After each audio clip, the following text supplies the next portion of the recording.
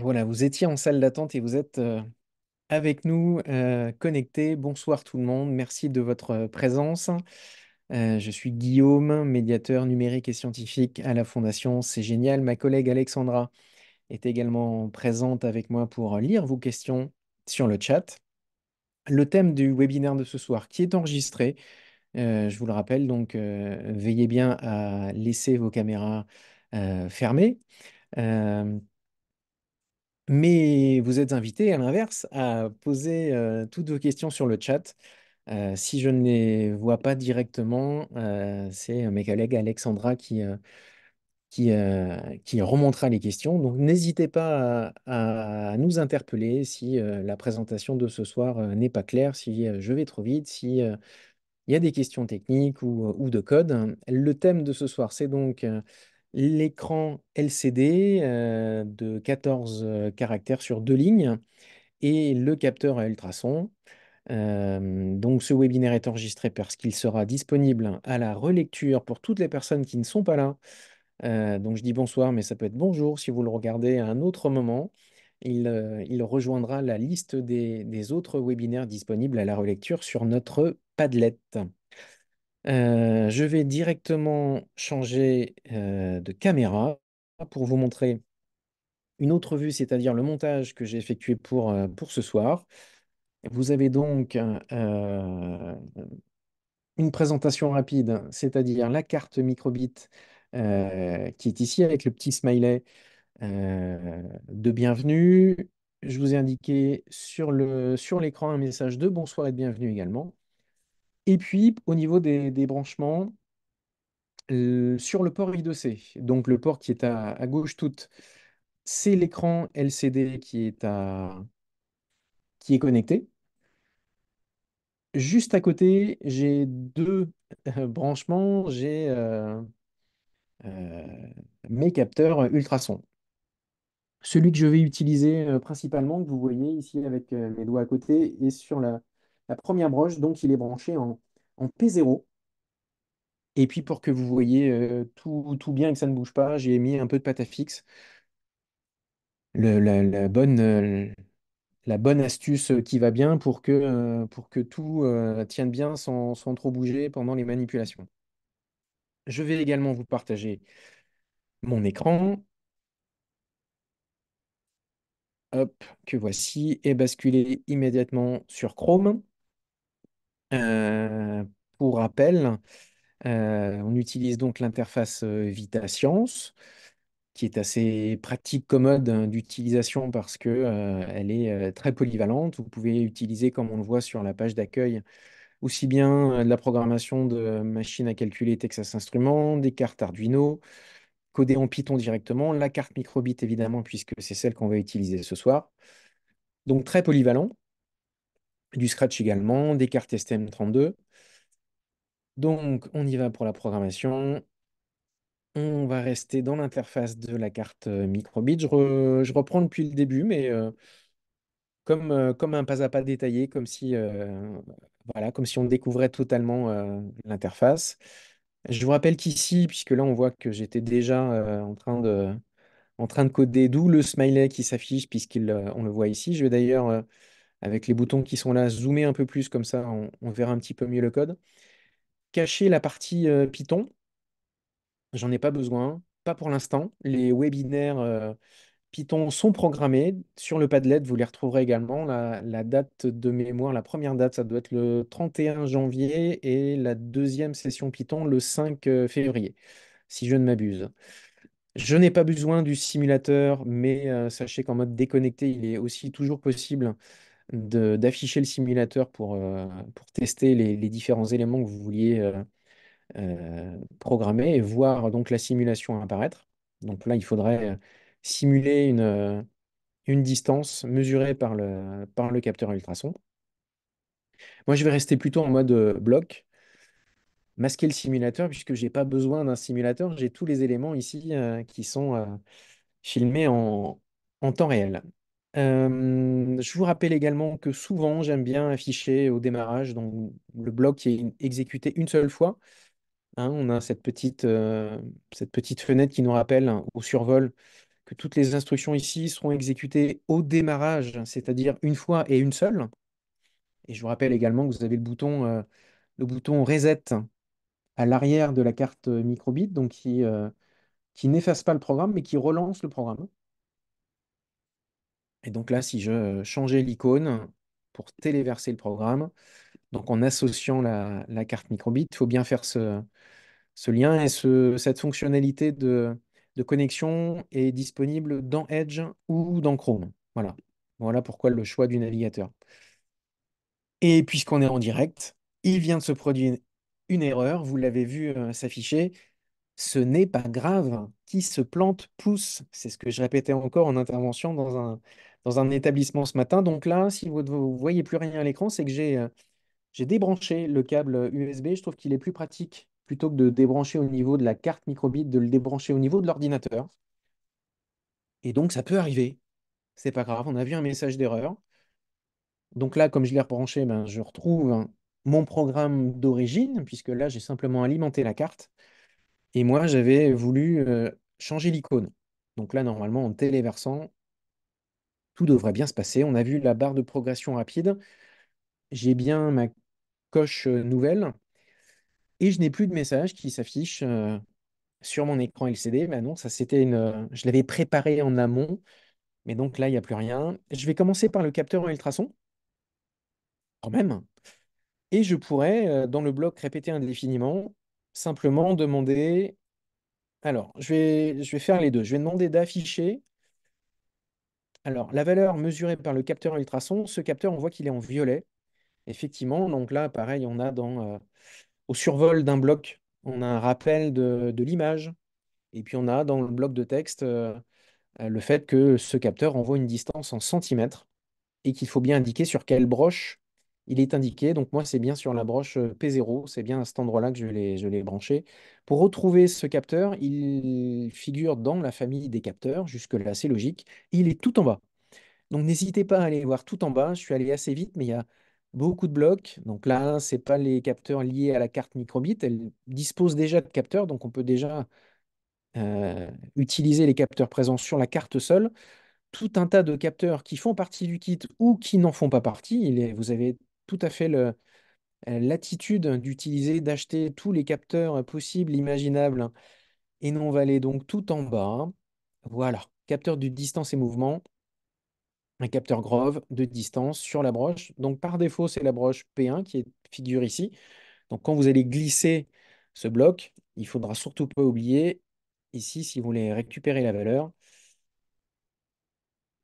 de modifier la broche, puisque moi je l'ai mise en P0. Si je changeais, tiens, si je me mettais en P8 et que je téléverse, qu'est-ce qui va se passer? Bah, la valeur renvoyée, on la voit, elle s'affiche, c'est -1. Donc si vous voyez une valeur -1, petit signal, petite alerte, c'est que sans doute vous avez connecté votre capteur au mauvais endroit. Si là je change la broche et que je me remets en P0, où figure bien un capteur ultrason, alors là, on va être. Oui, Justement, on a une question dans le chat. Est-ce que c'est ouais, possible de remontrer le câblage des capteurs sur le Shield? oui, oui, oui. Alors je vais peut-être rafficher ma caméra comme ça, je verrai et je verrai. Voilà. Euh, je vais décrocher le téléphone, poum, puisque c'est lui qui filme. Ici, on a donc l'écran dont on va servir tout à l'heure. Le câble Grove est ici et il arrive sur la prise I2C, donc la toute première prise. Le port I2C, il est vraiment très spécifique et réservé, là en l'occurrence pour ce soir, à l'écran LCD. Et sur les deux autres broches, donc P0 et P1, moi j'ai rajouté, il est là, le deuxième, donc on aura besoin, enfin, une petite expérience tout à l'heure, mais celui-ci, il est en P1 et le capteur que j'utilise là pour l'instant. Donc ce capteur-là, on voit bien qu'avec le câble Grove, il est relié sur la broche P0. Voilà pour le petit rappel des branchements qui seront utilisés pour ce soir.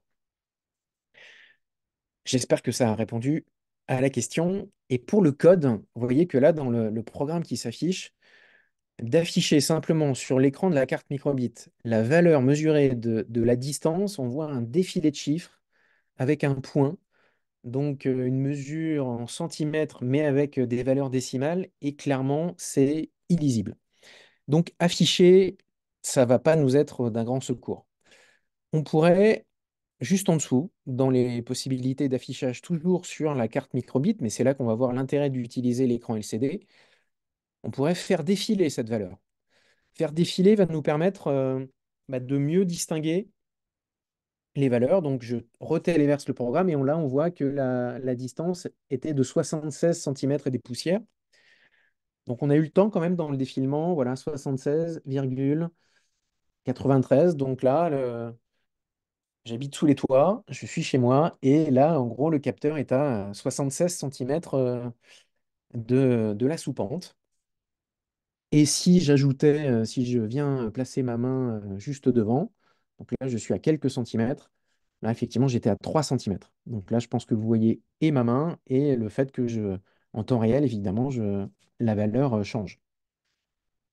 Malgré tout, et c'est tout l'intérêt de ce soir d'associer le capteur à ultrasons, par exemple, à cet écran LCD, au lieu de le faire défiler sur la carte microbit, toujours dans les fonctions d'affichage, en défilant un tout petit peu, on va retrouver l'écran LCD qui est ici.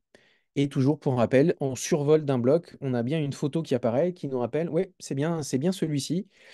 J'ai déjà vu, parce que l'instruction est un tout petit peu plus loin, un écran OLED. Et donc là, afficher le texte à la position, c'est très semblable à ce qu'on va utiliser nous. Afficher le texte sur la ligne 00. Et on pourrait, avec une petite erreur d'inattention, basculer sur l'écran OLED. Mais au survol, on voit bien que la photo de cet écran n'a rien à voir. Lui aussi, il doit être branché sur le port I2C, mais c'est un écran couleur, il ne fait pas partie du kit.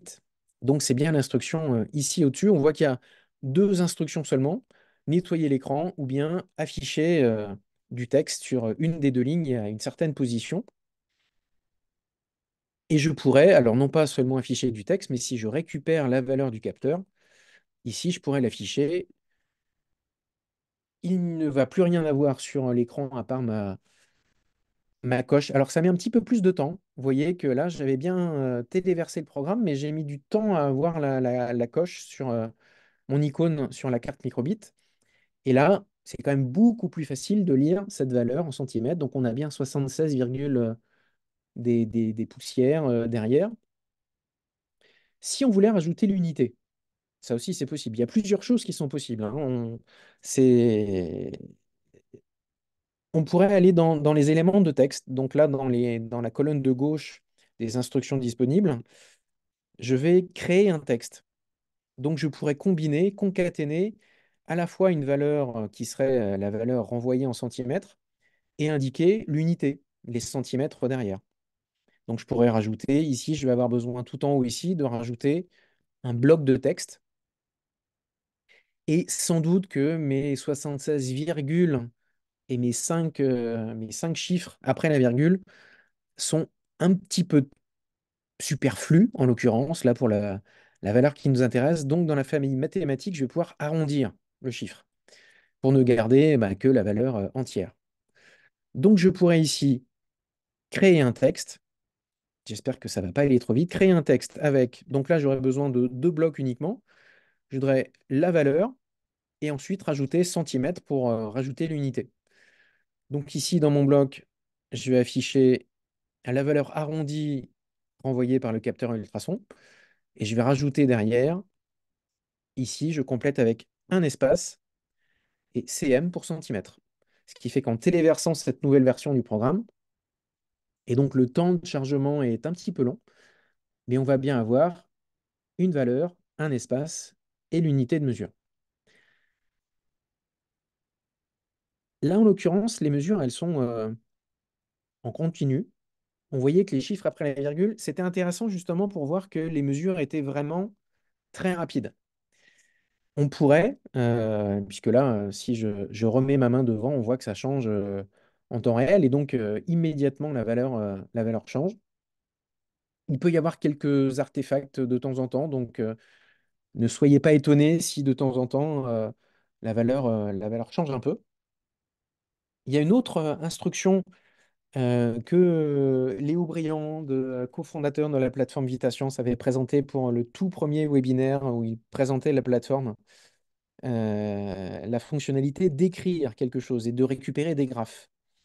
Et on peut combiner les deux, hein. On peut tout à fait récupérer cette valeur mesurée par un capteur ultrason et l'écrire dans la console. La console, moi, je l'ai cachée, elle est ici sur le côté. Alors généralement, elle est en bas de l'écran. Moi, je suis allé dans les réglages pour la positionner à droite. D'habitude, elle est plutôt en bas.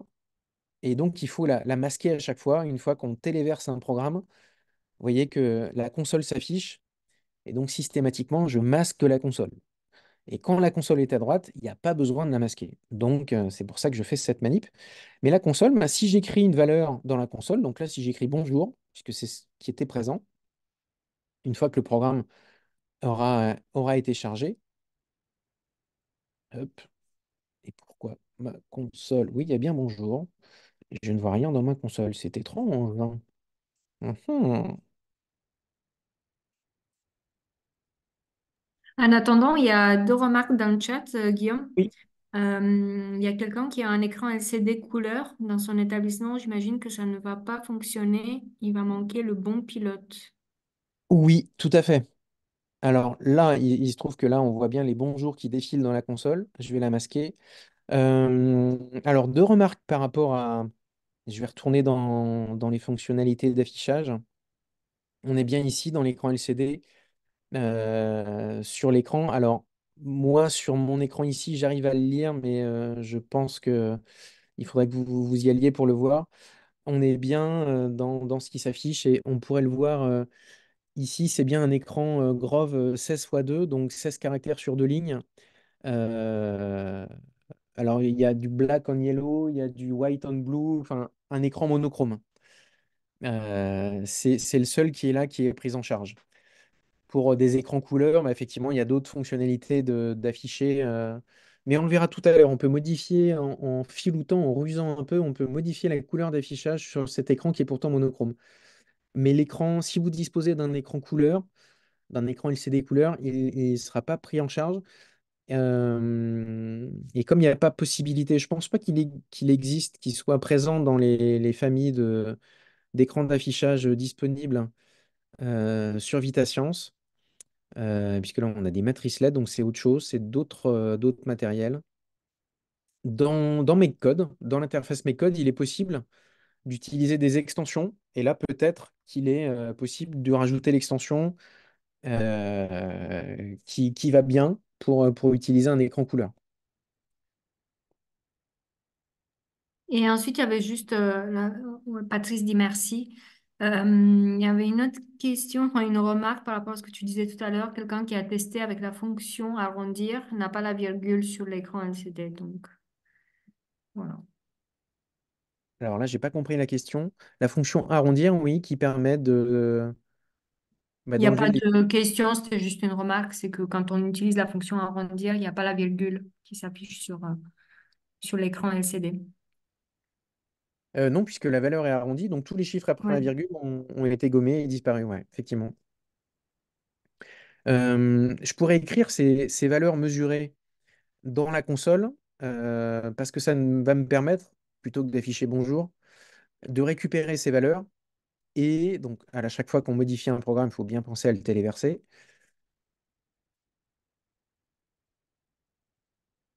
Alors, voilà. Donc là, on voit les valeurs qui défilent dans la console. Alors là, j'ai pas fait d'arrondi. Donc on voit bien la différence qu'ici, j'ai bien mes 77 ou mes 3 et quelques centimètres si je mets un obstacle devant le capteur ultrason. Je vous raffiche la console. On va voir que les valeurs changent. Mais du côté droit, donc toujours dans ma console ici, dans cette partie qui vient d'apparaître, là j'étais dans le mode console, j'ai juste après un mode graphique. Et j'ai le graphique qui va se dessiner en temps réel avec les valeurs mesurées. Donc là je suis bien à 77, etc., etc.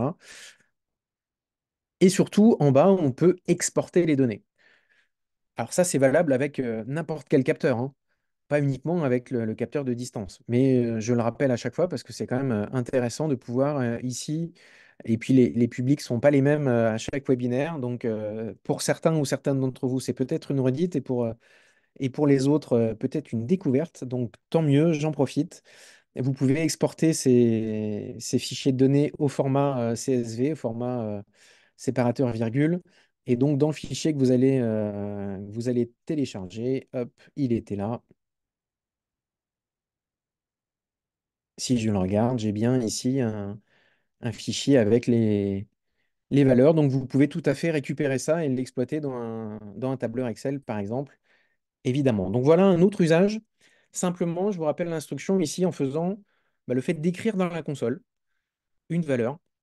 Et on pourrait très bien écrire quelque chose de plus complexe. Donc, ce que j'ai mis là, créer du texte, arrondir, une valeur arrondie, voire concaténer. On pourrait très bien rajouter derrière, si là, je rajoute un plus. Si j'ai envie de rajouter en plus de la distance, la luminosité mesurée par la carte microbit ou bien la température. Je pourrais rajouter toutes ces valeurs ou bien écrire ça dans la console. Mon graphique va peut-être être un peu étrange, mais en tous les cas, si je l'écris dans la console, je pourrais récupérer l'export sous forme d'un tableur Excel. Autre usage que je voulais vous montrer avec le télémètre à ultrasons, je voulais rajouter du son. Parce que les ultrasons sont inaudibles pour l'oreille humaine. Pour les enregistrer et pour avoir une trace de ça, il faudrait un micro qui soit sensible à cette bande de fréquence. C'est pas si facile que ça à trouver. Donc moi, ce que je voulais faire, c'était rajouter du son. Alors le son, il est présent dans les actionneurs. Le son, c'est généralement quelque chose comme ce qui est visuel, tout ce qui est auditif, tout ce qui sollicite nos sens fonctionne bien. Donc la carte microbit V2 dispose d'un haut-parleur.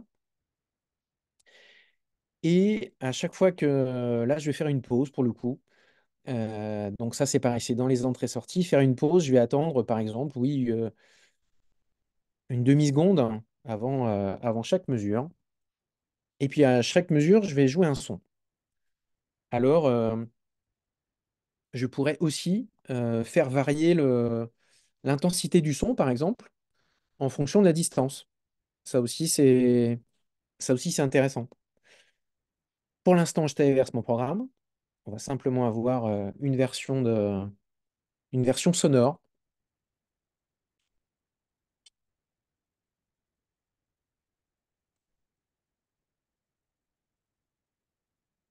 qui va vite devenir pénible.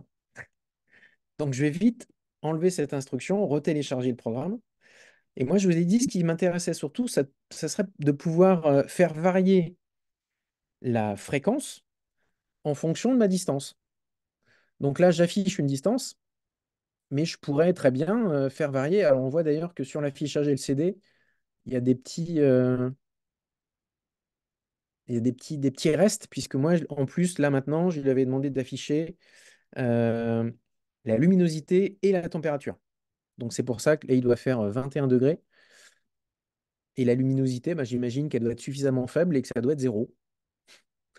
Et la luminosité, elle est mesurée par cette diode ici sur la carte microbit. Donc, je vais enlever ces deux valeurs qui perturbent un peu. Et moi, je voudrais transformer une distance pour faire varier ici la fréquence jouée. Donc, pour faire ça, je vais aller dans les fonctions mathématiques et je vais transformer la valeur. La fréquence qui était ici fixée à 440 Hz, je vais transformer la valeur provient de mon capteur à ultrasons. Donc là, pareil, je fais de nouveau un clic droit pour dupliquer, ce qui m'évite d'aller chercher dans les capteurs tout en bas pour retrouver le capteur à ultrasons. C'est l'intérêt de faire un clic droit pour dupliquer des blocs. Donc je vais ici jouer une fréquence en transformant la valeur de mon capteur à ultrasons et la distance renvoyée. Elle peut être, oui, elle pourrait varier de 0. Tout à l'heure, on voyait que j'étais jusqu'à 77, 78. Allez, je vais mettre 80 centimètres. Donc ça, c'est la valeur maximale en centimètres qui est mesurée. Et je vais le transformer pour une fréquence entre 100 et 2000 Hertz. Alors je vais peut-être pas le faire pendant 500 millisecondes, mais juste 200 millisecondes. Je réduis un tout petit peu pour que vous puissiez voir l'instruction bloc est assez longue. C'est peut-être l'intérêt aussi, je bascule en mode hybride, mais de voir que parfois les instructions en Python sont un peu plus simples. Mais on abordera le Python au moment des webinaires dédiés, donc 31 janvier et 5 février. Donc ici, une fréquence en fonction de la valeur mesurée. Je télécharge ce nouveau programme, je masque ma console. Ah, là j'ai un message d'erreur.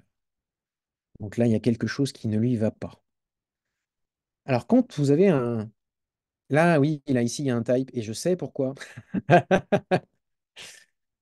Je disais aux élèves que je l'avais ce matin, j'étais dans un lycée à Ris-Orangis, avec un petit sourire, qui se plante pousse. Et c'est pas grave de se tromper. Et donc c'est pour ça que ça me fait rire, parce que si je me trompe, bah, si moi aussi je me trompe, alors que du code j'en faisais ce matin, et là je refais cet après-midi avec vous, bah, les erreurs d'inattention, il est 18h26, oui, en milieu de semaine, c'est pas grave. Mais là, avec le message qui vient de défiler ici, j'ai vu passer type. Donc ça me... Un type. Et puis si j'affiche la console, là, alors oui, tout va être en anglais. Les messages d'erreur, eux, sont en anglais. Mais là, je vois qu'au type d'erreur, il me dit qu'il ne peut pas convertir du float to int. Float, c'est des nombres à virgule, et int pour integer, c'est des nombres entiers. L'erreur que j'ai commise, oh là là, Guillaume s'est trompé. J'ai joué une fréquence et là, je transforme une valeur avec un chiffre à virgule. Et de dire ici que d'indiquer des nombres entiers, ça ne suffit pas. Il va vraiment falloir que j'arrondisse ma valeur. Donc là, je vais arrondir. Alors, je peux le mettre avant ici, comme ça, je serai sûr d'avoir un entier pour la fréquence. Et donc, parfois, ça tient à pas grand-chose de la programmation. Et là, j'ai bien un signal sonore qui varie un peu. Et normalement, à distance équivalente, j'ai une fréquence équivalente. Alors que pourtant, vous voyez des distances qui varient, alors que le son émis par la carte semble, lui, ne pas varier. C'est comme s'il y avait des valeurs distinctes mesurées. Mais en revanche, si j'approche ma main, j'ai bien des sons différents. Ici, j'attends 500 millisecondes, c'est même un peu long, parce que si j'utilise ça, c'est que dans ce programme, on pourrait très bien se transformer en musicien. Ça rappelle le thérémine. En fonction de... Là, je suis en train de faire monter-descendre ma main au-dessus du capteur ultrason. Donc, si il n'y a pas d'obstacle, j'ai un son continu. Mais une fois encore, on voit que la distance ici varie beaucoup alors que le son ne varie pas. Et si je rajoute un obstacle et que je descends, donc plus je suis bas et plus j'ai un son grave. Et là, dans mon programme, plus je lève la main et plus j'ai un son aigu. Évidemment, je pourrais faire l'inverse. Il suffirait que j'inverse ici mes valeurs pour le faire varier de 2000 Hz à 100 Hz. Et là, j'aurai des sons très aigus vers le bas, enfin quand j'ai un obstacle proche, et grave si je m'éloigne. Alors, je vais enlever les sons, parce que ça va nous perturber quand même un peu. Mais ce qui m'intrigue, c'est que je vous ai dit qu'on avait des valeurs constantes pour le son, alors que la distance affichée ici par le télémètre variait beaucoup. Alors, vous voyez que là, j'ai enlevé le son et que je l'ai rajouté. Alors, je pourrais aussi, par la programmation, utiliser mes boutons de la carte microbit bah, pour jouer du son ou pas. Donc, pour ça, je pourrais définir une variable qui serait, je l'appelle sonore.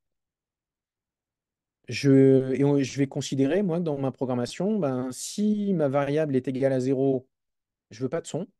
Et si ma variable est égale à 1, je veux bien entendre du son. Mais du coup, je pourrais choisir en appuyant sur les boutons, par exemple le bouton A et B, d'activer ou non le son, puisque là, je suis à chaque fois obligé de changer le programme. Je pourrais le faire par le code. Donc au démarrage, je vais affecter à ma variable sonore la valeur 0, et puis je vais rajouter un test logique dans mon programme. Si ma variable sonore est égale à 0, bah, je veux pas de son. Donc, je vais récupérer la valeur de ma variable. Si elle est égale à 0, alors je pourrais même afficher une icône. Je duplique celle que j'avais en haut. Et je vais mettre pas de son, donc je vais mettre une croix. Là, au démarrage, je vais plutôt mettre un smiley content. Et puis, si à l'inverse, donc là, on peut dupliquer tout un bloc. Si à l'inverse, ma variable sonore est égale à 1, ben là, je vais pouvoir et cocher et jouer le son. Et quand je serai à 0, ben, je n'aurai pas de son qui serait émis. Et il me manque quelque chose, donc ça, c'est mon test, mais il me manque le fait de faire varier mes variables.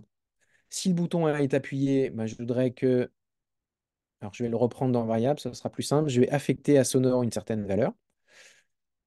Donc, on va dire que si j'appuie sur A, je veux pas de son. Et je vais dupliquer tout ce bloc. Si j'appuie sur B, je veux bien avoir du son. Donc, petit aparté, mais plutôt que d'enlever une instruction sonore, donc là, qui m'embête pour ce webinaire, ben là, j'ai rajouté beaucoup de lignes de code, mais qui permettent de le gérer directement. Donc là, je retéléverse mon programme. Donc au départ, je ne vais pas avoir de son, puisqu'au démarrage, j'ai dit que ma variable sonore avait pour valeur 0. Et donc, ben, si sonore égale 0, j'ai ma croix, j'ai pas de son. Pour avoir du son, il faut que j'appuie sur le bouton B, ce qui va lui donner la valeur 1. Et là, j'ai bien ma coche et du son. Mais si ça m'énerve, j'appuie sur A, ma valeur passe à 0 et j'ai plus de son. Donc voilà, petite astuce, si on veut permettre du son, mais si on veut demander aux élèves ou à n'importe qui de gérer le son et de pouvoir dire non, on arrête, on allume, non, plus de son, hop, on arrête, ok, plus de son, très bien. L'autre élément, parce que je vais quand même répondre aussi à ma question, c'était de. Je me pose des questions, mais du coup, j'apporte les réponses, hein. Je fais un peu les questions et les réponses, à moins, Alexandra, qu'il y ait d'autres questions dans le chat, c'est peut-être le moment. Il n'y a pas de question, tu peux continuer. Ok. Euh, je reviens sur la question que je m'étais soulevée moi-même, c'est-à-dire que, alors là, je vais remettre du son. On entend que le son est à peu près constant, et pourtant les valeurs changent beaucoup. Hop là. Et on peut couper le son. C'est quand même pratique. En fait, alors je vais le remettre. On peut remonter les tests, ils peuvent être faits à n'importe quel endroit, hein. Il n'y a pas de logique dans tout ça. La boucle répétée indéfiniment, tout ça va tellement vite que même en faisant le test plus tôt, plus tard, on va de toute manière, c'est une boucle, donc ça va de toute manière fonctionner. Mais ce qui se passe ici, j'ai mis côte à côte mes deux valeurs du capteur ultrason. Mais qui me dit que c'est la même valeur? Là, en fait, je mets en évidence qu'à quelques millisecondes d'intervalle, le capteur ultrason ne fait pas le même relevé. Pour éviter ce biais de mesure, bah, il faudrait que je crée une deuxième variable. On peut en créer autant qu'on veut, hein. Donc là, je vais créer une variable au hasard qui s'appelle distance. Alors, moi, c'est un réflexe de programmateur. Je définis mes variables au démarrage. C'est ce qui se fait aussi en Python et c'est souvent ce qui est fait dans le mode de la programmation. Quand on utilise une variable, on lui donne un nom. C'est comme ça qu'on la définit généralement, simplement de lui donner un nom et de lui donner une valeur par défaut. Et je pourrais très bien, au lieu d'aller chercher dans les blocs, puisque là, on voit que bah, je ne retrouve plus ma variable distance. C'est bizarre. Bon, je la recrée alors. Je ne comprends pas pourquoi elle n'est plus là, mais voilà, là on vient bien de la voir. Je pourrais retourner ici dans les blocs et on voit que affecter une valeur, il n'y a qu'un seul bloc. Et en fait, dans le menu déroulant, on va pouvoir choisir la variable. Donc je pourrais très bien utiliser celui qui est ici, le dupliquer et simplement changer le nom de la variable. Donc j'initialise mes deux variables. Et au tout début de mon bloc répété indéfiniment, alors je suis un petit malin, je vais aller chercher celle qui est ici. Je vais dupliquer pour affecter au tout début, alors à ma valeur distance, une fois pour toutes, je vais récupérer une valeur arrondie de la distance. Et je vais ensuite aller l'afficher. Et ici, c'est pareil. Je pourrais, puisqu'elle était déjà arrondie, j'ai plus besoin de récupérer tout ça, ni tout ça. Je vais simplement quand même transformer ma valeur, mais je vais transformer la valeur de la distance. Donc cette valeur, je fais une mesure unique. Je téléverse mon programme. Ça, je ne l'ai pas testé. Enfin, j'avais testé le fait que le son variait de...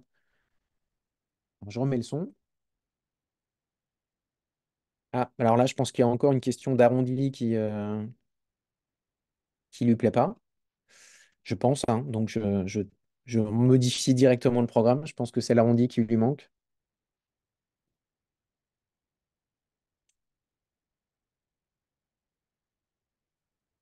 Et là, on entend que le son change autant que la distance change. Donc là, ça me plaît quand même de couper le micro, de couper le haut-parleur. Ça me plaît malgré tout que, alors la distance change et je me l'explique pas pourquoi, parce que là on voit qu'elle ne change plus. Et quand je fais du son, ça change.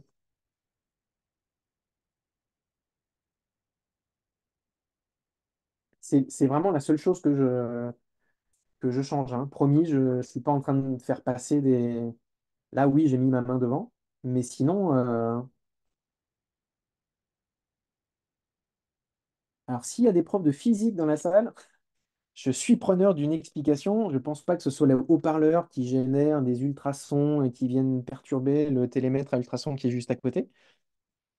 Mais là, il se trouve que ma valeur mesurée est assez stable quand j'ai pas de son.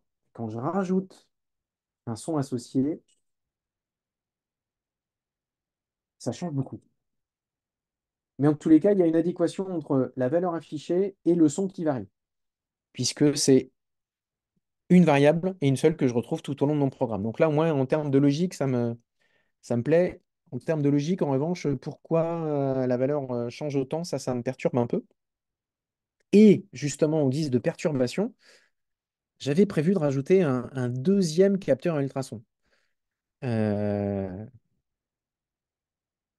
Dans un précédent webinaire, en utilisant le capteur d'humidité du sol, qui sont en fait deux barres métalliques et on pouvait faire des tests finalement de résistance, de résistivité et pourquoi pas d'oxydoréduction presque avec des liquides différents. Là, je me suis dit qu'on pouvait utiliser un second capteur à ultrasons.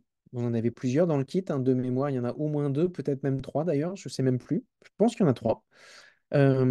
Pourquoi pas en utiliser un pour envoyer des ultrasons à la perpendiculaire pour essayer de venir perturber celle qui serait émise. Ça aussi, ça me semblait intéressant. Donc c'est pour ça que j'en ai branché un autre. Et je pense que là, il n'est pas du tout utilisé parce que je ne fais rien avec. Donc il faudrait simplement, je vais peut-être le faire afficher en deuxième ligne, tiens, sur le. Je vais dupliquer cette ligne-là et je vais afficher sur la ligne d'en dessous. Et là, pour le coup, je vais vraiment faire une mesure. Je vais dupliquer également tout ce bloc-là, de l'arrondi d'une distance, mais cette fois-ci, ce sera mon capteur ultrason que je mets sur la broche P1.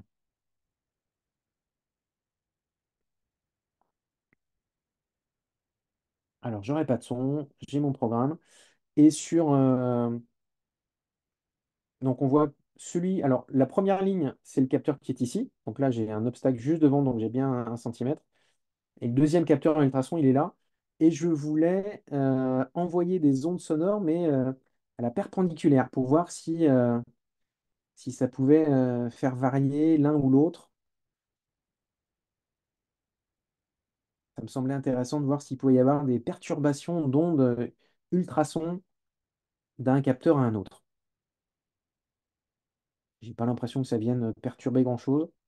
Je me suis posé la question aussi de savoir si on pouvait rajouter des petits tubes de papier pour cloisonner les. Donc là, mon deuxième capteur ultrason, il est plus utilisé, enfin plus nécessaire. C'est la première ligne qui m'intéresse avec ce capteur-là, pour voir si on pouvait mettre des tubes en papier pour donc cloisonner les ondes à ultrasons. Alors là, je pense que vous aurez du mal à voir les valeurs sur l'écran. Là, j'ai -1, donc j'ai plus de valeur. Et là, je n'ai occulté qu'un des deux cercles. Alors, Je vais le remettre ici, comme ça vous le verrez, je pense, un petit peu mieux. Je vais essayer d'afficher moi mon aperçu de la caméra. Ici donc. Ici sur le capteur à ultrasons, vous avez deux lettres, puisqu'en fait un capteur à ultrasons, puisqu'il y a ces deux petits cylindres façon tête de Wall-E. Le T pour le transmetteur et le R ici, juste à côté de mon doigt, pour le récepteur. Donc un capteur à ultrasons, c'est bien une partie qui envoie des ondes à ultrasons et une partie qui les reçoit. Donc ça aussi, je trouve que ce serait intéressant à aborder, soit en techno, soit en mathématiques, soit en physique, d'aborder le principe physique, mécanique de comment fonctionne ce capteur à ultrasons, comment est-ce qu'il est capable de mesurer une distance. Et c'est pareil, si on affiche le mode hybride avec le code en Python, on va retrouver dans toute cette partie-là une approche justement de on envoie comment se fait le calcul. Le calcul, il est un tout petit peu explicité ici. Ça, c'est une fonction donc, qui renvoie une distance, mais le code en Python nous explique un peu le pourquoi du comment de on prend la distance, on divise, on multiplie, et ce qui nous permet d'obtenir une distance en centimètres. Mais c'est le fruit d'un calcul. Et je trouve que ce serait intéressant dans un collège ou lycée, justement, que ça peut faire partie d'un projet, mais ça peut faire partie d'une question on a un capteur, il mesure une distance, mais au fait, il fait comment pour mesurer la distance? C'est quoi le principe de fonctionnement de ce capteur, de cet appareil-là? Voilà pour ce que je voulais aborder avec vous sur le capteur à ultrasons. Et hop, ici, je vais mettre dans le chat également un, alors pas dans la salle d'attente, mais pour le chat de la réunion. Je partage avec vous et vous le retrouverez également. Donc, je l'ai mis dans le chat, le code de ce programme.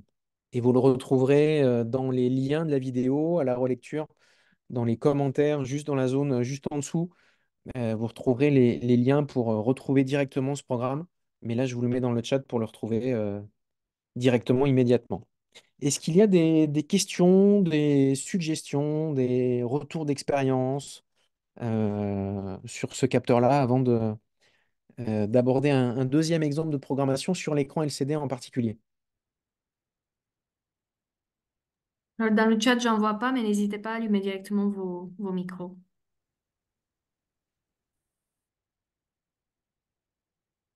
Pas de questions, pas de remarques.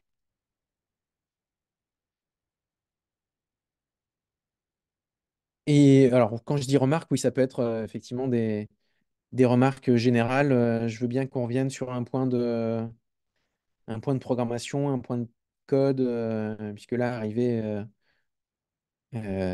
en cours de route, quelle est la plage de mesure? La plage de mesure du capteur ultrason, donc on a vu la valeur minimale. Alors, je pense une petite marge d'erreur, hein, quand si là je me colle 1 centimètre, 2 centimètres, c'est pas.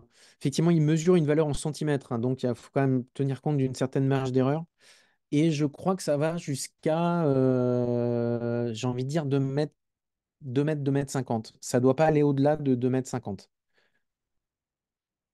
de mémoire à tester. Et un bon exemple de projet, puisque là, je vous ai montré qu'on pouvait retrouver les fonctionnalités sonores donc dans les actionneurs. Et j'aime bien aussi rafficher ça en entier. Si j'y arrive, non, j'y arrive pas. Dans les actionneurs, donc pour ajouter du son, un exemple de projet qui serait assez réaliste, puisque ça, je pense que les élèves l'ont déjà entendu un peu partout, c'est de simuler le radar de recul d'un véhicule. Quand on met la marche arrière, en fonction de la distance, on a des bips qui deviennent soit plus aigus, soit une fréquence rapprochée. Donc c'est pareil, on pourrait leur demander de bah, faites-moi, voilà. Et puis on retrouve à peu près les mêmes capteurs, à peu près. On imagine que voilà, on pourrait simuler un pare-choc arrière de voiture et leur demander de simuler le principe de fonctionnement d'un radar de recul d'un véhicule.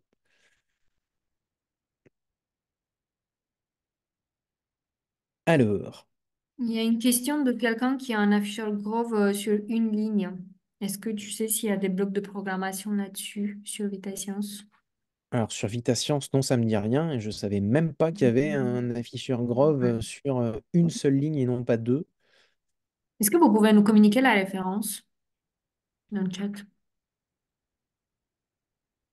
ou une photo, ou les deux. Une photo. Mais et sinon, moi je voulais ruser un peu et vous proposer un affichage bicolore. Alors, je ruse un peu, ça reste un écran monochrome, hein, donc il va pas y avoir d'affichage en vert, en rose, en bleu et dans plein de couleurs. Mais ce que je voulais, alors là, cette fois-ci, je vais prendre deux lignes de texte. Je remets tout ça de côté. Alors, je vais même faire un nouveau projet. Allez, non, j'ai pas besoin de sauvegarder. C'est un test, c'est pas grave. Oui, boum, on crée le projet. Et ça m'embête de voir. Voilà, je vais remettre ma console sur la droite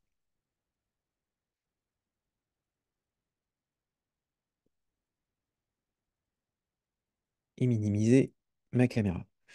Euh, Au démarrage, je vais mettre une petite icône de coche et en répéter indéfiniment, je vais simplement afficher deux lignes de texte sur mon écran LCD, webinaire, LCD, allez hop. Donc sur la première ligne, position 0. Et ce que je voudrais ensuite, c'est... je me suis rendu compte qu'en fait, en effaçant l'écran et en faisant une petite pause, et le fait d'effacer l'écran et de réafficher quelque chose, donc avec une pause, donc dans les entrées-sorties, c'est situé à cet endroit-là que sont les pauses. Il y avait un petit effet. Alors, il me faut une pause rapide. Là, je vais la mettre en millisecondes. Allez, je vais mettre 50 millisecondes.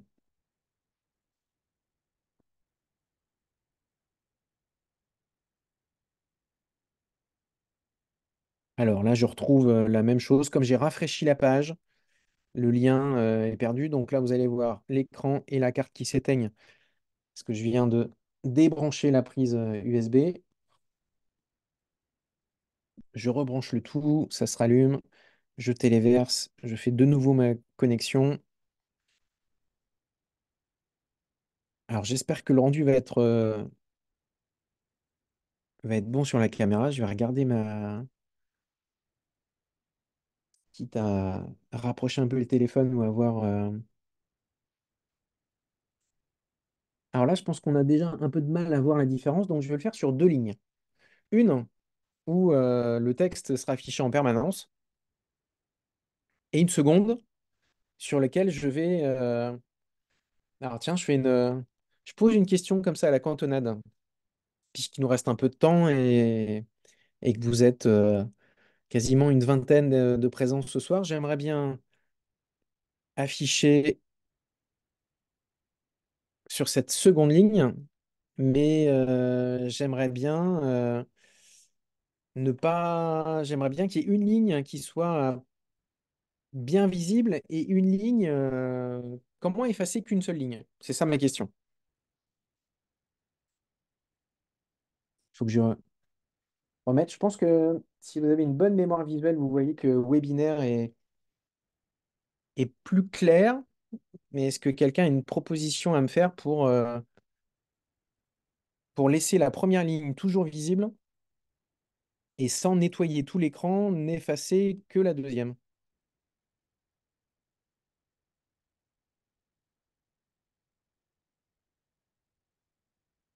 Pas de proposition.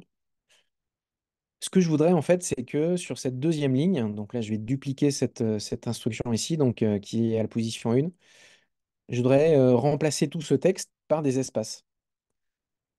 Donc je vais rajouter autant d'espaces que de lettres, donc WEBINAIRE espace LCD.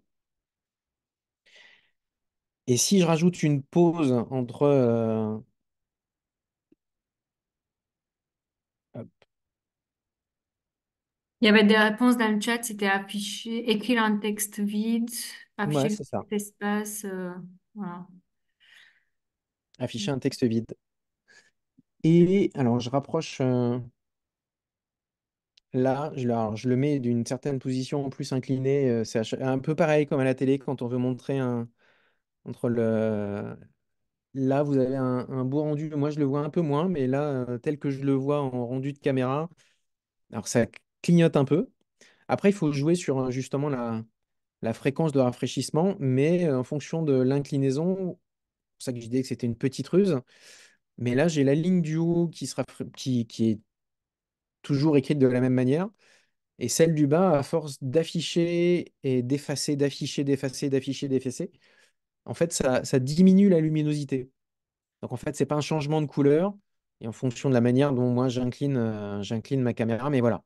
Là, si je m'arrête ici pour avoir le rendu parfait que je voulais, la ligne du haut qui est parfaitement lumineuse et bien claire et quasiment blanche. Et en deuxième, une ligne qui est plutôt bleue, dans les tons bleutés. Euh, Si je voulais effectuer des tests complémentaires, je pourrais, donc dans le partage d'écran sur les codes ici, faire varier ma valeur. Alors, je pourrais aussi éviter de dupliquer ma ligne sur la position 0 parce que ça, en fait, ça ne change pas. Mais surtout, ce que je pourrais faire, c'est au lieu de répéter deux fois mon délai d'attente en millisecondes, ben, je pourrais, là, une fois encore, créer une variable qui serait attente. Donc moi, je la définis avec une certaine valeur, mais là, je ne suis pas obligé de la mettre à valeur. À 0, je pourrais lui dire que je vais attendre 15 millisecondes. Et je vais reprendre ma valeur. Ça, c'est quand même très pratique d'un point de vue logique en informatique de se dire, je définis une variable une fois.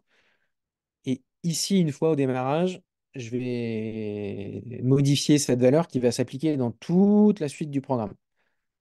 C'est quand même plus confortable que d'aller le modifier à plein d'endroits différents. Et là, pour regarder le résultat, c'est peut-être encore plus clair, voire à peine lisible à certains moments. Mais c'est bien le résultat que moi, je voulais vous montrer, c'est-à-dire un changement de couleur. Une petite ruse pour faire varier des choses, comme l'écran LCD, donc on l'a vu tout à l'heure, pouvait afficher aussi bien des températures, des distances, de la luminosité, plein de choses. On pourrait très bien séparer. Donc on a deux lignes. On pourrait aussi faire varier l'intensité lumineuse avec cette petite ruse ici. Euh, Dernière astuce, puisque là, en fait, si à chaque fois que j'ai envie d'afficher du texte en bleu, il faut que je passe par cette ruse, puisque vous êtes réactif dans le chat. Ah oui, alors je suis allé voir dans le chat, mais l'afficheur, j'ouvre la parenthèse du coup pour répondre à la question. L'afficheur Grove 4 digits, donc lui, c'est l'affichage 4 caractères, donc lui, il est bien présent. Et on va retrouver la photo. Je suis sûr que ça va vous parler quand vous allez le voir. C'est une vieille version de voilà, l'afficheur 4 digits. Il est ici. Et là, je suis sûr qu'en voyant la photo sur le partage d'écran, ça va vous parler. Donc, effectivement, il n'y a qu'une seule ligne et il y a 4 caractères. Et lui aussi, de mémoire, sur les broches P0 à P20, alors il en utilise plusieurs, hein. Il me semble qu'il faut lui dire, il utilise beaucoup de broches. Donc là, voilà, et c'est un afficheur un peu différent, pardon pour la parenthèse, mais comme les questions est posées, je préfère y répondre. Et il est présent, effectivement, une vieille version d'un afficheur qui était dans les versions précédentes des kits Yes We Code. Et il faut utiliser toute une série de broches. Donc là, on voit qu'à la fin de la ligne, il faut lui dire qu'on affiche donc uniquement des nombres. On peut afficher uniquement des valeurs numériques entre 0 et 9. Mais il utilise toutes les broches là de P0 à P14. Donc si on le met en P0, il faut lui dire P0 à P14. Si on le met en P1, c'est de P1 à P15. Et si on le met en P2, c'est de P2 à P16. Donc, il monopolise toute une série de broches, mais il est très pratique et très utile pour afficher des valeurs chiffrées comme une distance, comme une température. Et ce sera plus facile à lire sur cet affichage à 4 caractères que sur l'écran de la carte microbit de toute façon. Donc voilà pour la réponse. Et pour ma question était, là j'ai ce bloc d'instructions pour afficher un texte avec une teinte bleutée. Comment est-ce que je pourrais faire pour ne pas avoir à dupliquer tout ce code à chaque fois que je veux afficher du texte quelque part? Avec plaisir pour la réponse. Ces webinaires sont aussi là pour ça. Donc, comment je ferais pour afficher un texte de mon choix, d'une couleur bleue, n'importe où plus tard dans le code? Quelqu'un a une proposition?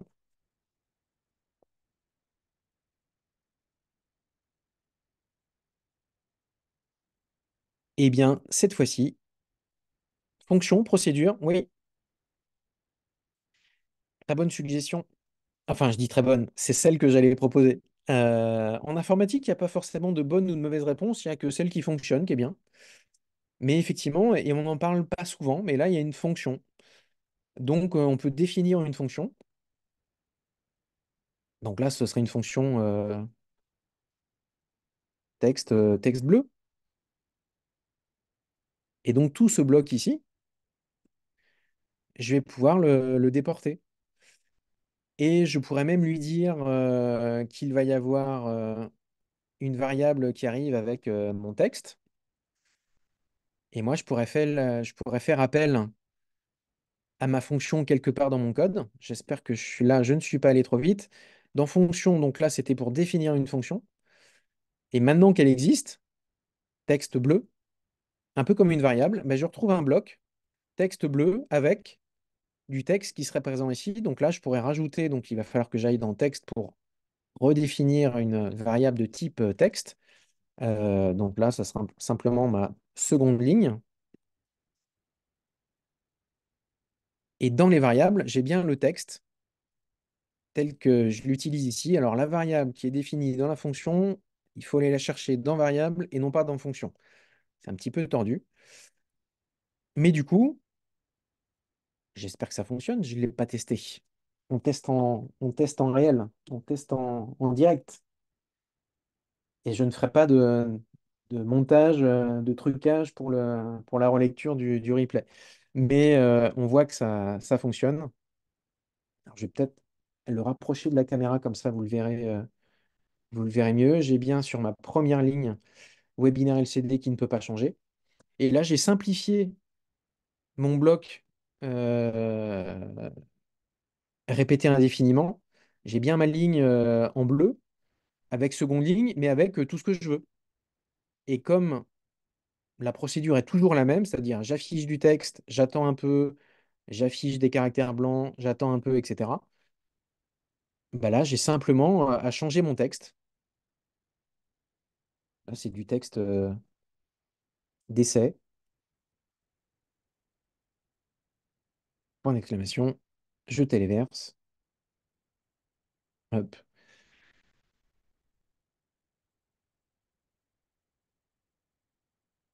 Donc là, l'appel de la fonction sert à ça. Donc là, on a vu en plus de l'écran LCD des capteurs ultrasons, l'utilisation, la définition d'une fonction, son appel. Là, j'ai appuyé avec le bouton plus pour ajouter une variable en entrée. Donc là, je fais appel à ma fonction texte bleu avec une variable. Et donc là, j'ai simplement changé mon texte et ça se fait tout seul. Je termine juste par un petit partage. Là, je vais rajouter un E accent aigu à la fin. Et donc là, on va voir ce qui s'affiche à la fin de mon point d'exclamation. Et il s'affiche un caractère tout bizarre parce que les écrans LCD n'ont pas été conçus pour gérer les caractères accentués. Et donc, il n'y aura pas de caractère européen type accent aigu, accent grave, CCD, A avec accent, U avec accent, tous ces caractères spéciaux, euh, accent circonflexe, enfin bon, tout ça, il y aura pas du tout. Voilà voilà pour ce que j'avais à vous présenter pour le webinaire de ce soir. Il est 19 heures, il nous reste du temps. Alors j'en profite, oui, je vais partager d'ores et déjà ce bout de code.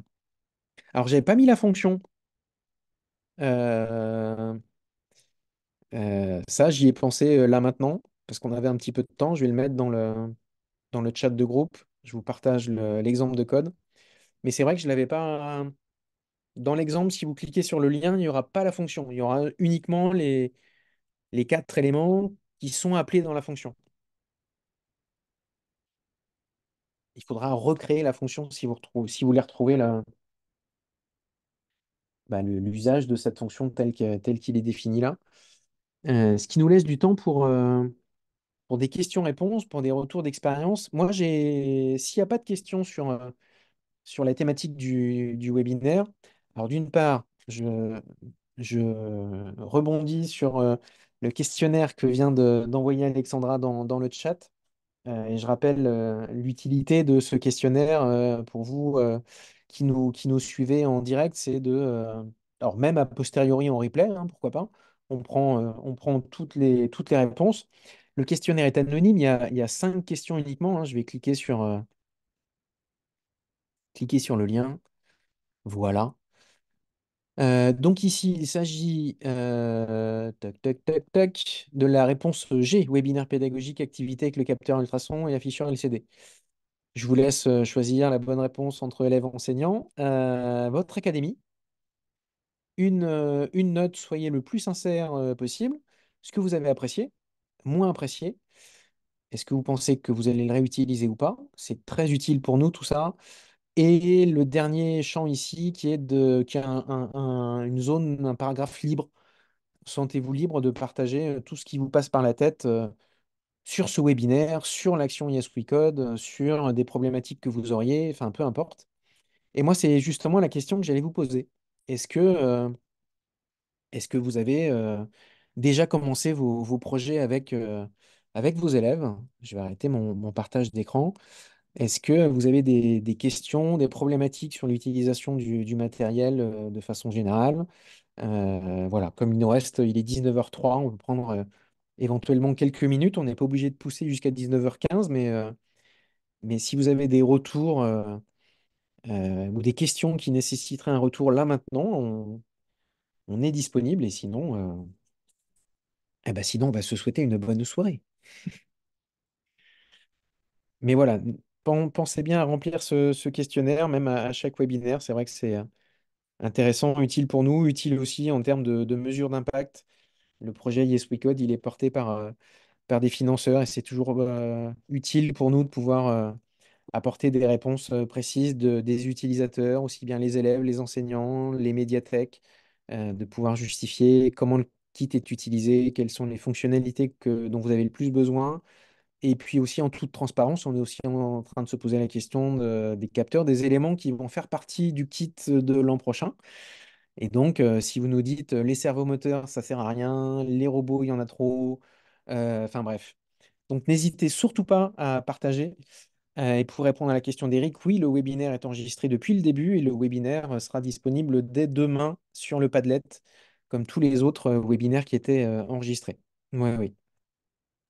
Et Guillaume, on peut en profiter pour faire un rappel sur les webinaires à venir, parce qu'on a un agenda rempli hein, d'ici début février. Il y a demain, déjà, on vous propose un rendez-vous sur la pédagogie de projet. On sait que vous avez été assez nombreux à nous informer parfois des petites difficultés sur comment identifier des idées de projet, comment s'organiser, organiser les élèves en sous-groupes. Donc demain, on vous propose un atelier. Donc ça sera un format un peu pareil, webinaire en ligne, mais aussi avec une composante plutôt atelier, donc participatif. Si vous souhaitez vous connecter, voilà, on a ce rendez-vous qu'on propose avec le dispositif ID du rectorat de la région académique Hauts-de-France. On aura aussi des retours d'expérience, donc on vous invite vivement à vous connecter demain. Par contre, munissez-vous d'un micro parce qu'on a envie que ça soit participatif et que tout le monde puisse partager des retours d'expérience. Ce webinaire, il ne sera pas proposé en replay. Donc voilà, si vous souhaitez participer, on vous attend demain. Et puis, je te laisse, Guillaume, présenter les deux super modules en Python qui arrivent juste à la fin du mois. Ouais, j'ai fait un petit rappel. Donc là, à partir du Padlet, hein, je pense que vous avez tous le lien. Je vais le remettre dans le chat si jamais. Hop, chat de groupe. Le Padlet général sur lequel vous retrouvez le calendrier. Et donc, dans le calendrier où j'étais en train de me balader, vous avez. Donc, c'est un. Quand le webinaire est passé, on a simplement changé le lien pour mettre le lien vers la vidéo YouTube et donc vers le replay. Donc vous avez accès à tout l'historique des. Et donc là, c'est bien le lien de cette vidéo de ce soir. Demain, la pédagogie de projet, Alexandra vient de vous en parler. Et les deux webinaires à venir donc sur la programmation Python, ma mémoire ne me faisait pas défaut, c'est bien le 31 janvier à 18 h, une initiation à la programmation en Python avec quelques éléments du kit également. C'est pour ça que j'ai semé des petits indices de programmation en Python. Donc, c'est surtout nécessaire et utile au lycée, puisque ça fait partie du programme en lycée. Et je rappelle aussi, on a eu la confirmation, hein, c'est le langage, un des langages, mais il est beaucoup utilisé dans le monde professionnel. Et pour la semaine des métiers, une intervenante de Google qui nous confirmait qu'elle codait bien en Python. Donc, c'est vrai que le langage Python, il sort pas de nulle part et il est vraiment adapté au monde professionnel. Et la séquence du 5 février, on continuera la programmation en Python. Et là aussi, vous aurez un retour d'expérience de deux enseignants qui ont participé au concours vidéo. Et c'était le module de labyrinthe, un plateau de labyrinthe, et leurs élèves ont codé en Python. Ils nous partageront leur expérience de comment ça s'est fait, peut-être ce qui a bien fonctionné, peut-être les freins, comment ils ont abordé ça avec les élèves. Donc voilà, cette séance du 5 février aura aussi un apport avec un retour d'expérience d'enseignant. Voilà pour le complément, pour le tour. Il est 19h08, et donc s'il n'y a plus de questions, de remarques ou de commentaires, on va pouvoir stopper cet enregistrement de ce webinaire et vous souhaiter une très bonne soirée. N'hésitez pas, je le remets également dans le chat de groupe, à nous contacter pour toute question. Je remets l'adresse yeswecode@cgenial.org. Richard, Alexandra et moi-même pourrons vous répondre très rapidement. Merci de votre présence, de votre fidélité. Très bonne soirée et à bientôt. Bonne soirée tout le monde.